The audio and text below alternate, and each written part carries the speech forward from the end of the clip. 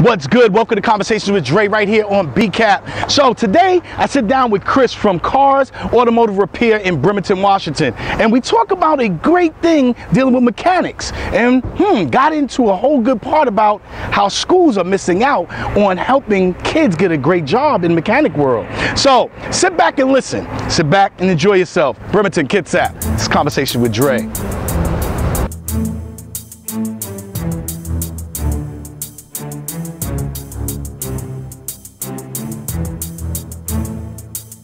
What's good? It's Drayton Jackson from Conversation with Dre right here on BCAP. So in Bremerton, cars are a major part of everybody's life. So as I told you, we were going to sit down with a mechanic and really talk about what's going on with the car industry and what's going on with being a mechanic, how hard it is, because your car breaks down. Let me tell you this, you need that right person to do it. So I'm with Chris from Cars Automotives, and Chris, I mean, when we talk about cars, when we talk about everything that's going on with it, is this your industry or what? Yeah, it is. I love it. I've been doing it since 1976. It's the only thing I've really ever done. What got you into wanting to be a mechanic? My father was one, and I went to work one weekend with him, and I saw the way he made magic, is what I call it. Took something that was inanimate and made it animate. It worked. Wow. So when you watched him work as a child, you're sitting there, you're looking at him move and looking at the pieces. What was the joy that you saw in his face as a child that made you realize that he loves what he's doing? He just always had a good attitude about it. Even on the bad days, he would find some good in it. And when I started getting into it, that's when I realized it is kind of magic. I mean, back then we didn't have what we do today with all the computers and everything else. Right. You really had to know the basics. You know, there wasn't anything to plug in to say, look here. You had to start at the beginning, you know, check the spark plugs, check wires, fuel, that type of thing. So you had to know each part, really? Yes, and how it worked and the theory behind it. So let me ask you this, in talking about that, as you being young, did your father encourage you to say, you know what, follow in my footsteps and do that? And if he did encourage you, how did you get the knowledge besides just being with him? Was it in your school or anything? No, I took a high school auto shop for 2 days. By then, I'd already been working with my dad for a while on the weekends with his cars and stuff, and I just seemed like pick it up. I could tell what would needed to be done, how they fit together, and he had explained it to me to where I could understand it. Right. And once it started making sense, that's what I wanted to do. So did you find, even in the class that you took in automobile, that you were way ahead of it?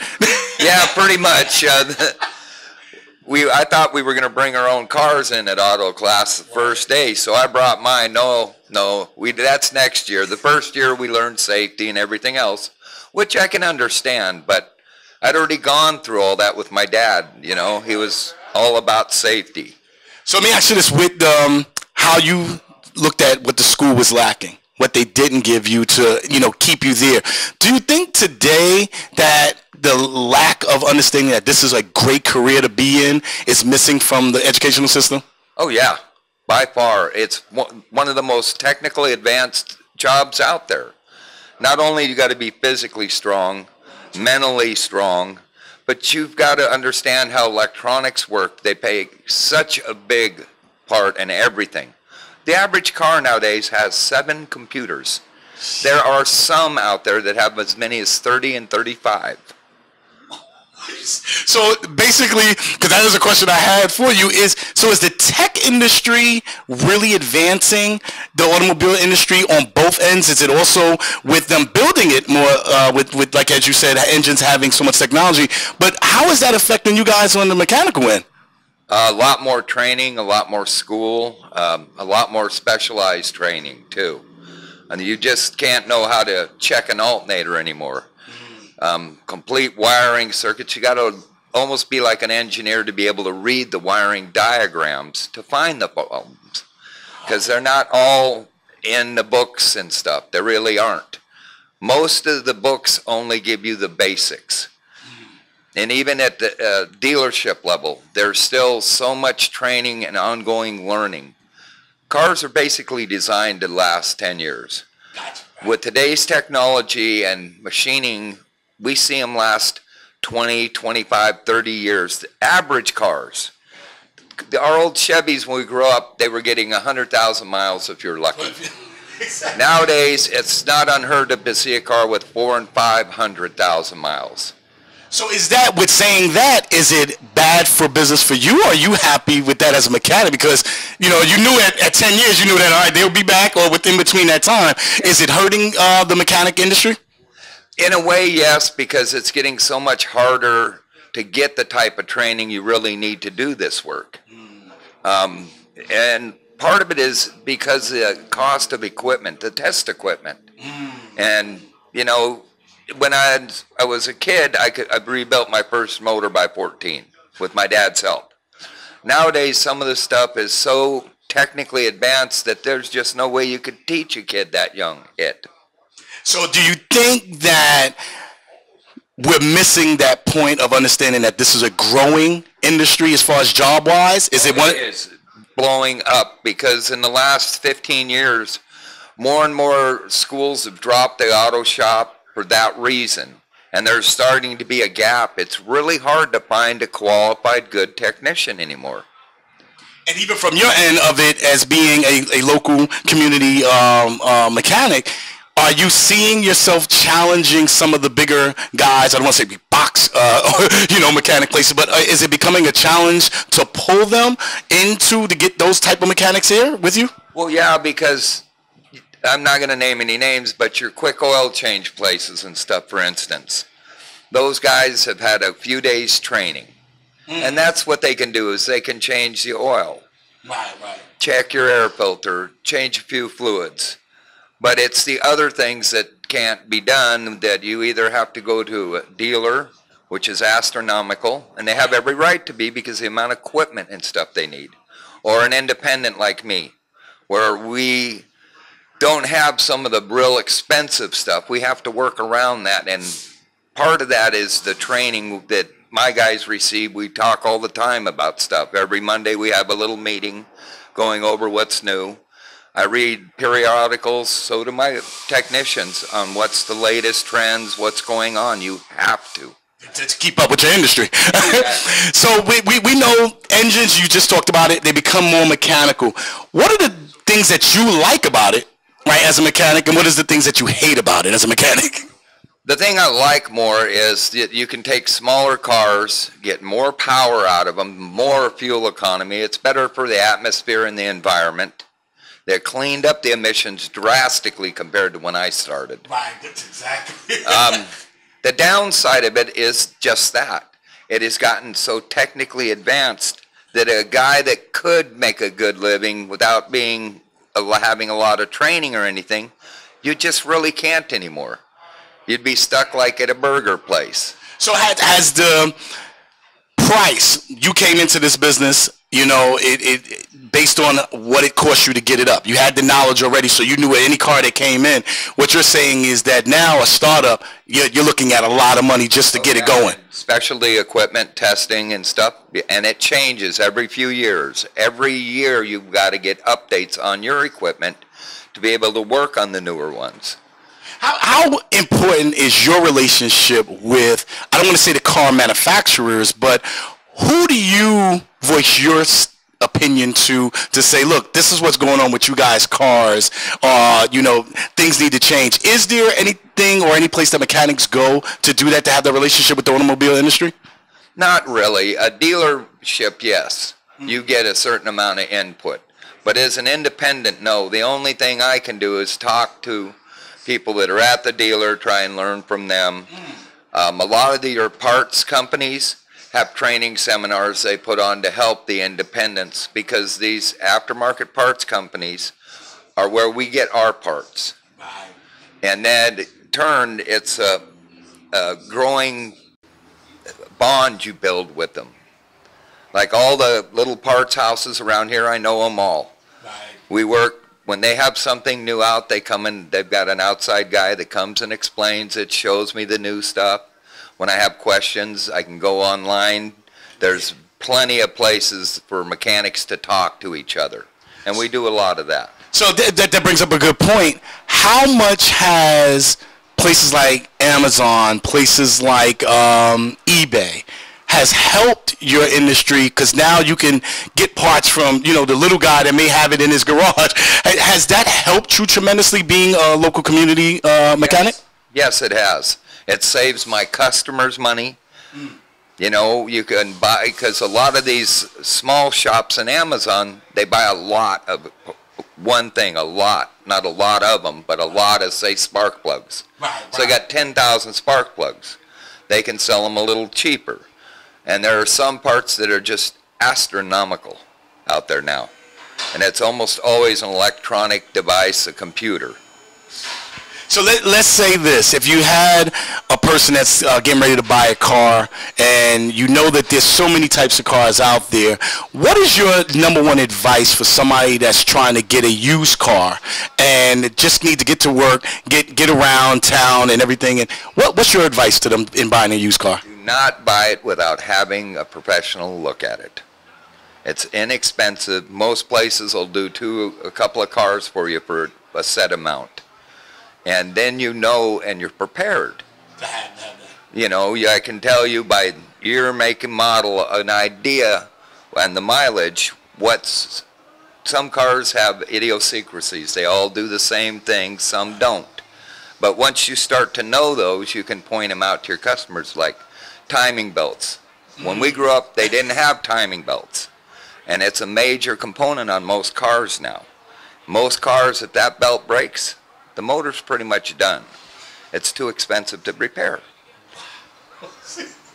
But a good mechanic is going to take a look at that, look for oil leaks, water leaks, how the brakes are, catch potential problems before they become a problem. It is always easier to maintain a car, and cheaper, by the way, than to repair it. Repair it, right? That's the truth. So get your oil changed, make sure you get, before we used to have, when I was growing up, everything was, you had to come in and get your checkup, your annual checkup. Now it's just went to the oil change. You don't even do the annual checkup anymore. So is that still, that's what you're talking about, that it's still important, just come in and get your checkup? Yes. Just anytime, take it to a reputable place that has reputable people working. And you can go online nowadays and get information on any company, basically. It's not just the Better Business Bureau anymore. Right. You know? So you've been in business in Kitsap how long? I opened my own place in 2012. I opened this in 2016. So since that knowledge of Bremerton, and you've been here for that time, what is the number one car that always comes in here broken? That's a hard one to answer. The one that doesn't get maintained would be the one that comes in more often. So it's really not about the make or the model, it's about who's taking care of it? It's gotten so closer nowadays. It used to be for a while, American cars were considered inferior. Right. We have come a long way. I see more and more imports that are dropping the other side of the scale. So I got a personal question there. Your favorite car? I'm a Dodge Charger fan. You have one? You have one? Not anymore. Too expensive. So, Chris, let everybody know how to get in touch with you. Let them know where you're at, the number to call you, just in case they want to come in and get your car fixed, or even, like he said, before you buy that used car, give him a call and then bring it into him and work it out with you. Tell everybody where they can go. We're located at 3740 Wheaton Way. The phone number here is area code 360-551-1566. And we'll be happy to answer any questions you have. There are no stupid questions. Trust me. He said, look, it's stupid once you break down on the road and then you got to get towed and then bring it into here. Trust me, I know. All right? Chris, thank you so much, man. And listen, definitely reach out to him. And like I said, a lot of things with the auto mechanic industry people don't know. Back in the days, you had a town. This was the guy that you would come and see. He knew the family, knew everything. And I know you know a lot of your customers. He has a customer that brings him in cookies. She brings him in cookies all the time. That goes to show, local guy, man. Keep it in there. Stay tuned. Don't go anywhere. Conversation with Dre right here on BCAP.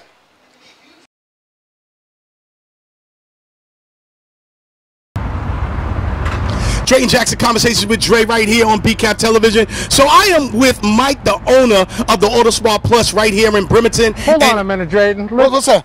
Let's get you comfortable and get you in one of these Auto Spa detail shirts. Making me one of the team. Make you one of the team for the day. So listen, I'm going to go. I'm going to change and become one of the team here at the Auto Spa Plus in Bremerton. I'll be right back. Don't go anywhere. It's Conversation with Dre. BCAP, baby. So now that I am part of the team, you was right. It was definitely being good. Look at that. Look at that. All right. So listen, like I said, I'm here with Mike, who is the owner of the Auto Spa Plus right here in Bremerton. So listen, there's a lot of things that Mike can detail for you. It ain't just cars. It's yachts. It's trucks. Tell me, what else? We got the fire department that we picked up last week. We're going to be taking care of 160 fire trucks in central Kitsap County. We do all of the yacht clubs in town, Paulsbo, Bremerton. We're over in Edmonds. We're in Seattle now. And it's just taken off. As you can tell with all the stuff we got going on here, life is good and I feel blessed. And I'm great to be here with Drayton today, who's going to help me out. So let's go into, because I don't think a lot of people understand the detailing business is a real thriving industry and it's really existing. How long have you been in this business? Well, it starts when I was a kid. My dad kept all of his cars really nice and waxed up. As I grew up and my cars got nicer, I began to treat them like an investment. My car is my investment. That's how I like to think of my customers. You keep your car up. When you go to sell it, the value is there. You know, so you take care of it professional and you're always going to get your money out of it. And you want your ride to look good. Your ride is your armor. This is my armor. This is what I get out of. So if it doesn't look good, I don't look good. Great point on it. How long have the business been here in the Kitsap and Bremerton area? We started in 2010. Our first shop was located out in Gorst. We grew out of the shop. We opened 2 more shops. And then we decided that I would retire from my regular job and pursue this detailing 100%. So this is our first flagship shop. We plan on having another couple of openings within the next couple of years. Right now we're working on our mobile crews, trying to keep up with the fire department, the yacht clubs, RVs, motorcycles, keeping the shop going. So we've been doing it 10 years. So serving us in the community real well. Excellent. We've met a lot of great people over the years. We don't try to think of it also as just a business. We make relationships with our customers. They need help afterwards. We help them out. You need some furniture moved, give us a call, we'll help you. We're here to make friends also. Exactly. So let's go into the detailing business now. What separates this from a car wash? Because a lot of people think like, I don't need to do that. You know, I just go and get my car washed. What's the separation? Difference there is you go through a car wash, you get a quick wash, you get the tires a little bit clean, they wipe the windshield down. This is a detailing business where we really get entailed to what we're doing. You come in, you've got pitch on the car, we're going to get the pitch off. You come in, you have overspray from paint, we get the paint off. We polish, we wax, we seal, we compound cars. There's just a lot more to it. Your wheel wells get cleaned and dressed. The motors, we do a total interior on the motors where your motor looks brand new. So there's a lot more to detailing than just a car wash. Talk about that real quick, because I think when you talk about cleaning your motor, people are like, oh, it gets dirty anyway. What's the importance of cleaning the motor and the detailing? A lot of the times you will develop leaks in your car throughout the years. You want to keep that motor clean so when you open it up, you can see anything that's wrong with that motor. And like I said too, it's an investment. Let's keep that motor looking brand new. When you go to sell it and you pop that hood and you see that nice shiny motor, you know, it's going to help you out in the long run. Like I said, it's an investment. You keep your rides looking good and they'll hold their value well. So as the industry has grown, there's so much that's there. I mean, everybody always thinks that, oh, I have to have a Mercedes, I have to have a Bentley, I have to have an expensive car to do that. In your experience, is that the case? No, that's not the case at all. I drive a Honda Civic on the side. I have a car like this because it's great for my business and I do enjoy it. So, but no, it's no different than the Honda that you drive. My car is no better than anyone else's car. Like I said, it's still an investment. That car means just as much to you as my car means to me. So that's why you want to keep that car up also. So the industry has grown, obviously. I mean, there's a lot, especially California has a tremendous detailing industry and everything. What has changed since you've been in the industry? What things have the industry went through in the detailing business that has changed for the good and for the bad? Well, when we first started, there's a lot of environmental things that we need to watch. Everything we use is environmentally friendly. We have mats when we go mobile. We take our water with us. We take our water home with us. Years ago, all this water used to go down the drain, and it was environmentally unsafe. So a lot of that has changed, where you really need to be careful about what kind of water we're using, degreasers, and stuff like that. And then also, I think it's grown as far as people protecting their investments. It seems like a lot more people now are taking more pride in what they drive. So I see a lot more people that do want to take care of their cars. So now you talked about it a little bit with the engine being clean, and I'm almost sure a lot of our viewers did not know that you could get your engine detailed. What are the other things that you think people are missing? Because when you think about detailing, you say, oh, you got your rims shined up, you get, your windows done, you get the car clean. What's the other things that you guys do that people may not know? Well, let's say, for instance, most cars, when you guys are drinking your coffee and you drop that coffee between the center console, well, that coffee goes down there, it sits down there. When it's the wintertime and there's humidity in the air, that stuff molds. We go under the seats all the way, we carpet clean the seats, every little edge, we get in with air, we blow it out, and that's the difference, is that we get into every little nook, cranny that you can't get into. We have all the right tools we need to do it, and we make sure that we show that out to you too. Also, like on the seals around the whole car, all the seals get cleaned out and then they get conditioned. That's another thing I'm proud that my business does. There are a couple other businesses that don't do that, but I like to treat all the seals in the car. We're talking the wheel wells. When you put your hand in a wheel well, you're never going to find any dirt after we get it, because we're working on that. And then we get that plastic dressed under the wheel well. There's a lot more that goes into detailing than people see. So where we live in Kitsap County, right? So much water surrounding us, right? We're in the Sound. Yes. Let's talk about the yachts and the boats that you do and why that is important, because I don't think a lot of people, they look at their car, but then there's a lot of people here that owns boats. Why detail your boat? These boats that we detail into are anywhere from 18 to 65 feet. Another reason, the main reason, I always go back to protect your investment. If you take this boat and you never wash it or wax it, it oxidizes, and then you have to come and hire me to do a fiberglass restoration job, which is rather expensive. If you have us take care of it, or you take care of it yourself, that's another thing. I'd rather you guys, if you can do the work, take care of the car yourself. But if you can't, we're here for you.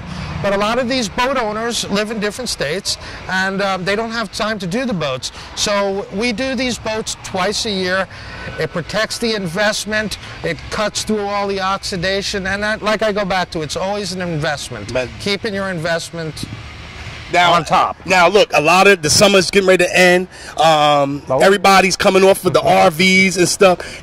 Is the RV in the same thing as the boats and the cars? Like, you're coming off of that road, it's been out there in the wilderness. Is that same thing to maintain? That's another big thing that we do as RVs. We take care of, I don't know, 40, 50 RVs a summer. And it's the same thing. These guys want to keep their RVs protected, so they put a sealer on them. And it really protects their investment. So we do a lot of RVs. That's part of our mobile crew, which you're looking at the equipment right here. So it's just not coming in. You can, if somebody calls you and say, look, I won't be able to get there, you'll go to them as well? Well, of course. That's we started a mobile business. We ran that mobile business for 7 years until it got too big that we had to open a shop. But 80% of our business is done mobily. And we show up in the nice rigs with all the professional stuff, and we don't charge any extra for mobile. I'm pretty proud that I can say that. A lot of places will charge you to come to them. We don't do that. And we roll up. When we roll up, the professionals are there to take care of your stuff. Exactly. So hold on, I hear an accent. So are you Kitsap, and born in Washington State? Where you from originally? Bronx, New York. Oh, what brought you here? 1981, the USS Constellation landed up out here. I came up here in 81, never left. This is the most beautiful place in the world. Traveled around in the Navy, did a little bit of traveling. This is where I chose to live. The people up here are great. It's a great place to start a family, a business, get a house, and it's just, I consider it the best place in the world to live. Number one. So not only is he a community business, he's also a vet that stayed here, opened up the business, and did what he had to do. Mike, I mean, your employees, from everybody there, let's talk about the employees. What type of employee do you look for when you're looking to have somebody come in and detail the business? It depends. I hire people that are already specializing in detail. Then I take people on and I train them. But they have to have that mindset that they're going to do the work that I would do. So my guys are in training. Basically, it's around a 2-year training course. And then I'll be able to send these guys out and do a car, and then of course I inspect all the work afterwards. I wanted to throw this in there to all the military out there. We offer a 10% discount for you guys. There you go. So let's say if you're looking in, not to give you any competition, but we have no competition. That's not a horrible thing. Right. It's being humble. Right. I mean, we do our job. I support all of the other detail shops in town. So it's a humble thing. We do a great job. So do the other guys. So let's look at what would it take if somebody wanted to get into it. Let's say you got a young, inspiring guy that's looking at this and saying, that may be something I want to do. Besides coming and training with you, what does it take to get this type of business up? How I started was 11 years ago in the garage with a bucket, a vacuum cleaner, and some soap. Here I am today. Look at that. It's just grown amazing. But it's, it's the passion for what you do. If you love what you do, you're going to be good at it. So if detailing is your thing, and even if you wanted some tips and pointers, stop by. I would be more than happy to show you the product that we use and how to do it. That's what I'm talking about. Once again, conversation with Dre, just having a conversation with Mike, man, about the detailing business. And what I think that is very important is that, look, he said it, it's an investment. You paid a lot for that vehicle, you paid a lot for that boat, that RV, that truck. Come and get a detail. Take care of it. Don't you do that with your hair and your body? Right? Your car's the same way. All right, the Auto Spa Plus right here in Bremerton, Washington. So look at that camera. Tell everybody where you at and how they can get in touch with you. We're at 3740 Wheaton Way, East Bremerton, 98310. My phone number is area code 360-710-2127. And if you don't even want a detail, stop by and see us. I'd love to meet you and see what kind of car you drive, because we're really into cars also. So stop in. I'd love to meet another guy and another friend. Let's do it. All right, there it is. So conversation with Dre right here on BCAP. Hey, Bremerton Kid Sap. Your man is right there, right up for 303, man. Come and give him a visit, all right? What's good? Conversation with Dre. So we're still here at the Auto Spa Plus in Bremerton, and I got Corey, Martin, and Dante right here. They work for Mike, and they're part of this whole thing with detailing, and I want to get into them. With you guys knowing all of this and have been in this industry, what's the worst thing that you've seen in a car? I'd say a lot of mold. Mold? Moldy, yeah. See? Mold in the car. You? I've seen dirty diapers all the way to a roast beef sandwich in the middle of the seat. I mean, you name it, I've seen it. Chicken bones, open mustard packets, anything. So let me ask you guys this: how important, after you detail a car, how do you guys feel after y'all step back and look at your work? Does it bring that enjoyment to know that you're giving this car back to somebody totally different than what it was? Oh yeah, you definitely see the work that you put into it, and the harder you work and put into it, the better the result is after you're done. Yeah, we do a good job. Like, we like our quality work. We enjoy our work, and we like the jobs we do, and yeah. You? Oh, I feel amazing. When you step back and look at that, if it's a really dirty car and it comes in real nasty, you send it out looking real good, feels real good to yourself, So as this industry grows, as you guys being young, and you've been with Mike for a minute. Yeah. How long you been with Mike? Almost 10 years now. It's been since it started, pretty much. So you seeing it took you in young.